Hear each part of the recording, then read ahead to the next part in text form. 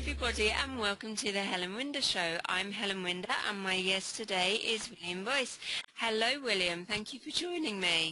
Hello, Helen. How are you? Very good to talk to you today. Yeah, and you know what? It's lovely to connect after, 10 plus years that we've known each other socially. Indeed. Yeah, absolutely. It's been a long time, so very good to talk today.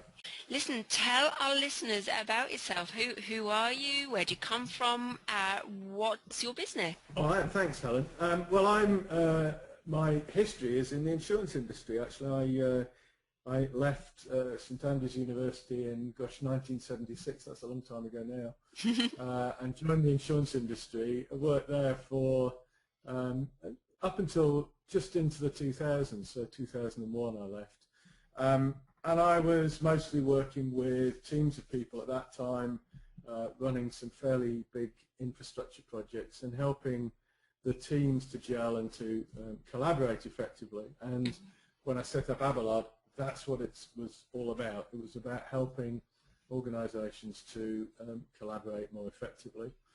And we've kind of moved on a little bit from that, and we've now developed some things around helping people design their business models. So we do three things.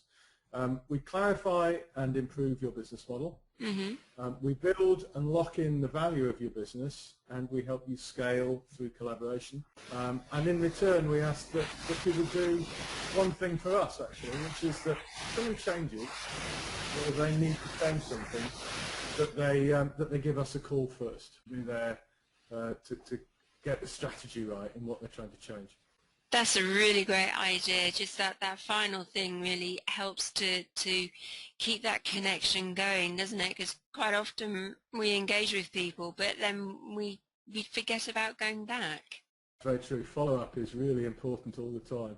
Yeah. And it's really just about, this is part of the collaboration thing, Helen, that if you're collaborating with people effectively, sharing their goals, working together for a common aim, then you have to be conversing and communicating and engaging all the time. And it's one of the things that we hope we do really well, is to keep very close to what's happening and how it's affecting things. Tell me a little bit how you came up with the name. Of Abelard. Well, it actually goes back to my family. My mother was worked in the War Office during the war, and with a number of other ladies who were helping. She was doing logistics. She was moving stuff around the country for the war effort.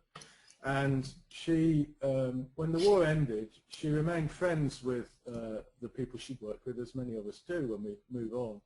And they decided to start a correspondence magazine. Now it's a kind of blog before there were blogs. They each wrote a letter, put it in a folder, and mailed it on to the next person in a round robin. And that person would read the letter, and they'd make notes in the margin, all the rest of it. So after a while, it got back to you, and your letter had all sorts of questions and notes, just like a thread on a Facebook post today. And so she'd then write another letter and answer those questions and bring things up to date. And because it was going in the post, they chose pen names, and she chose the name Abelard as a pen name for those letters, because Peter Abelard was a French philosopher back in the 12th century who was in love with a woman called Eloise, and they were estranged. He was in a monastery, she was in a nunnery, but they wrote letters to each other. So Abelard was a writer of letters, which is where that bit of the name came from. My father then started a business in 1976 when he retired to do some consultancy work, which he called Abelard Management Services, based on the fact that it was my mother's pen name. And when I needed a company, I kind of reinvigorated his old company name. So it's the family business at one level. Fantastic. But Abelard also because my mother's name is Eloise, so she's got a half of the Abelard and Eloise book. Oh, isn't that? It's amazing how these things come about, and how we select what we're called. I mean, obviously we call what our parents call us at birth, but how other things come about. I love it. Fantastic story. Thank you. No, it's great actually to be. It kind of gives me a real connection back to my parents and all that they did, and we still have all those letters, sort of 50 years worth of the story of us as children growing up and all the rest of it through the years, which my mother wrote and circulated, and she kept. So. Oh, wow, fantastic. Listen, tell us about your journey. Has it been straightforward, or has it had a few lumps and bumps and diversions along the way in business? Because when we start out, it's we have these fantastic visions, don't we, of where we're going to be so quickly, but we don't necessarily know how smooth it's going to run. Yeah, indeed, and I think you're absolutely spot on. Has it been smooth? No, of course not. And I think actually, if it was smooth, in many ways it would be too easy. Mm-hmm. And some of the success that you do have wouldn't be as successful if you didn't have the poor times to compare them to in many ways. When I started the business, I was quite lucky in that I started it with a client pretty much straight away that helped to get the business growing in the first place. And I was involved with a fairly major project through the insurance industry. And that was great, and that lasted for a year or so. And then, of course, those things come to an end. And a bit like many consultants, I suddenly realized what this thing that people talk about, the roller coaster of being in a small business where you're mm-hmm. either delivering or you're marketing and selling, but it's difficult to do both. And so, we had quite a period when we didn't have as many clients as we would like, and money was tight and all of those things. But that was great learning. It taught me that you need to think longer term all of the time. You need to be thinking strategically. You need to be putting in place plans that will flex when you have more or less resource and more or less time, but that you still make sure that the important things get done. And when there is money coming into the business, to be thinking about not just saying, oh great, I can now take the salary I thought I was going to take in the first place and catch up a bit, but also taking some time to outsource and automate some of the things that you do, find the right software so you make life easier, and just making sure that things will run the next time you're tied up in delivering with a client and fully committed, not able to do the marketing. You still want the marketing to go on, so making plans to make sure that happens. Yeah, absolutely. Trouble is when we start off, we're just so focused on the deliverance, we forget about all those bits in the background that actually a business, no matter what business we're in, requires, doesn't it? That's absolutely right. I totally agree. Yeah. So what would be your it's very simple but really important quick top tips?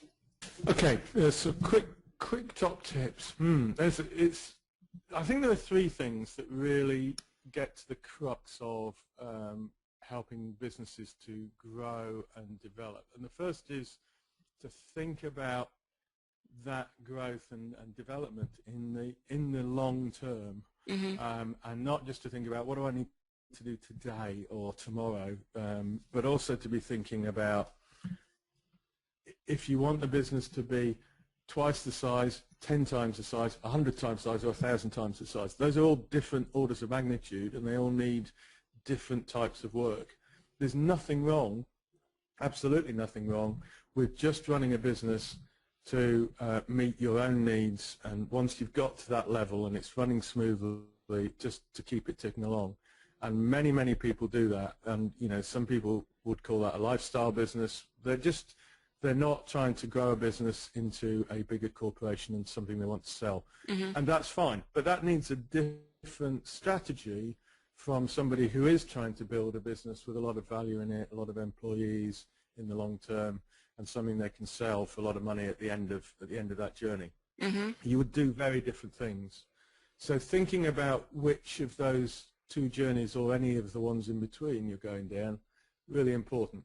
Yep. Once you've done that, then there's a whole piece around getting clarity about what that means, and what that means in terms of why you're doing it, who you're aiming it at, who your target market is, how you reach them, what reaction you want from those people, what activities you need to undertake, and so on, and getting real clarity about what that looks like. And that's one of the things that we really focus on early on with most of our clients is to get that level of clarity, because it gives you strong foundations on which you can build things, doing them for the right reason then.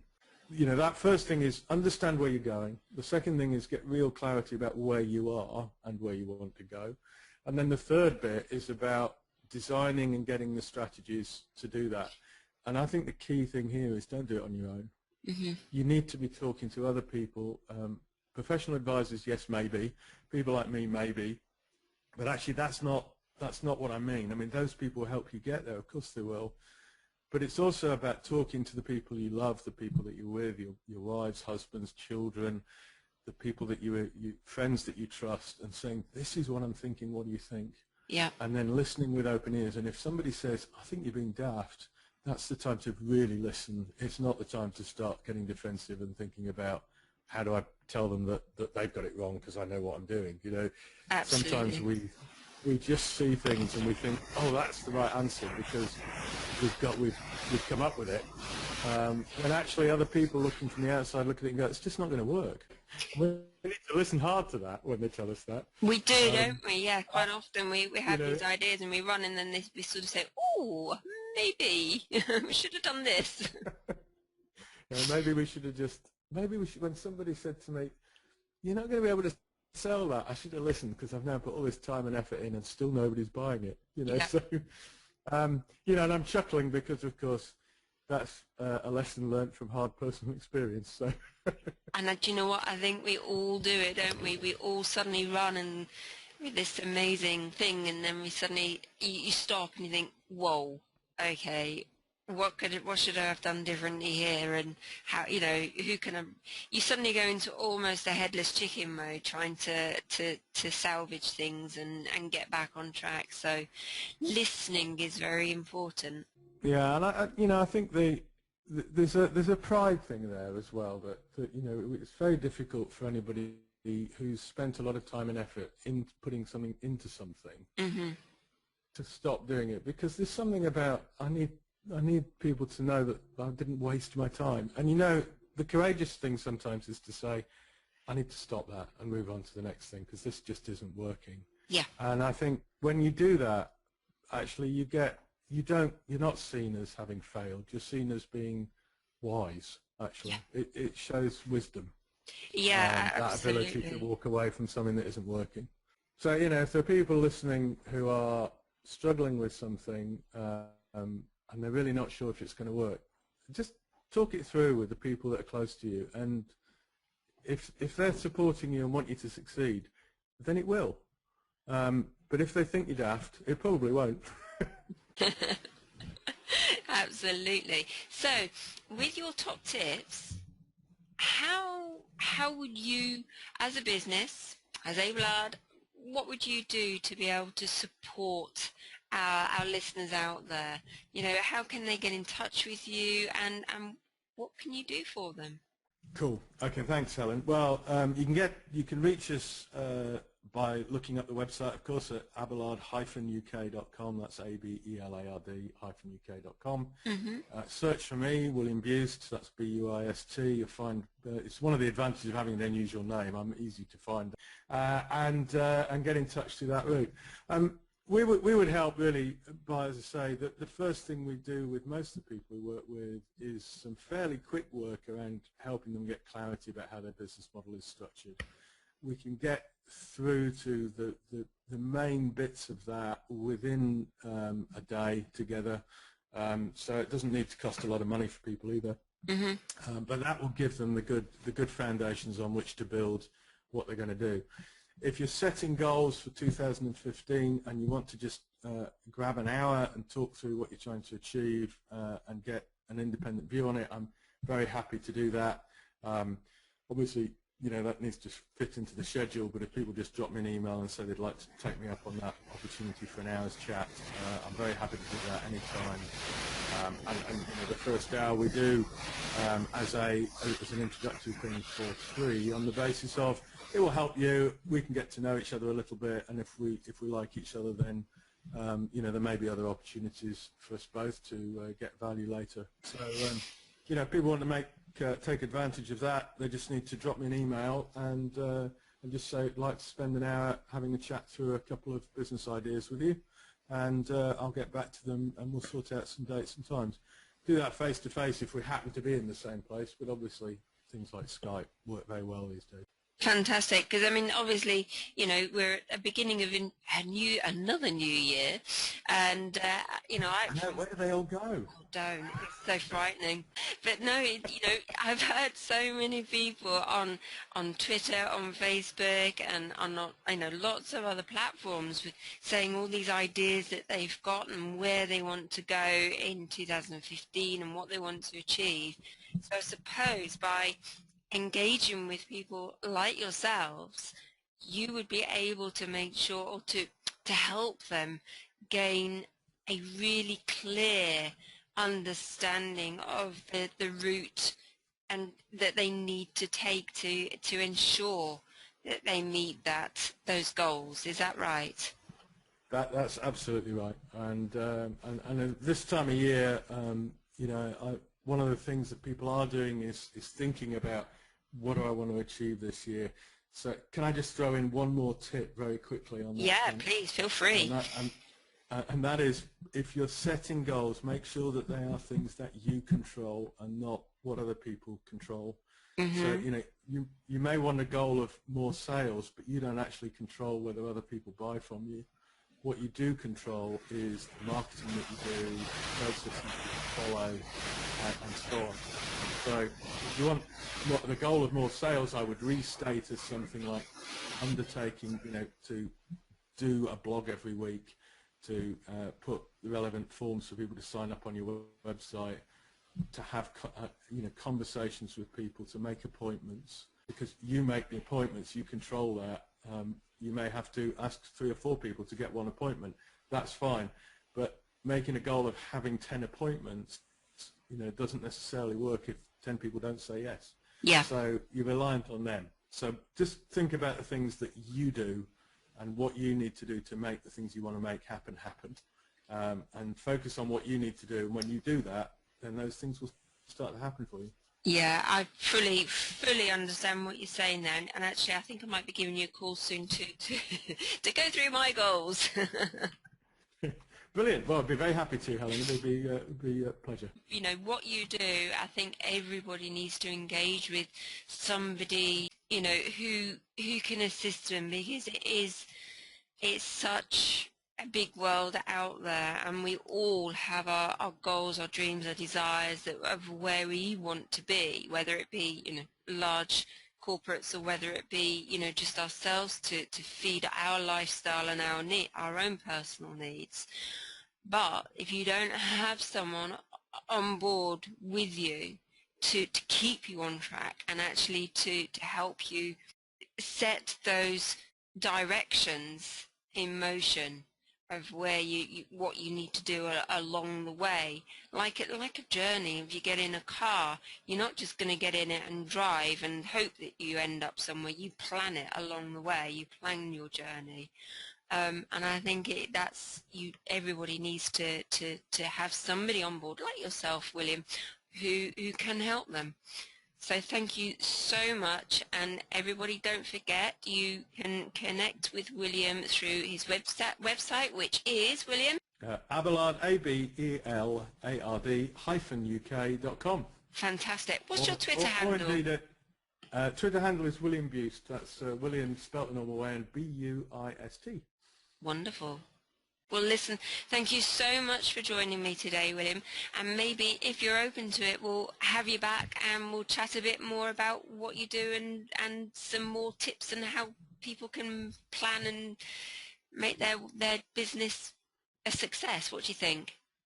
I think that would be great, and I'd really appreciate the opportunity. Thank you, Helen. Very good to talk to you today. Thank you. And you too, and thank you so much to my listeners, and I'll be back soon with another interview for you.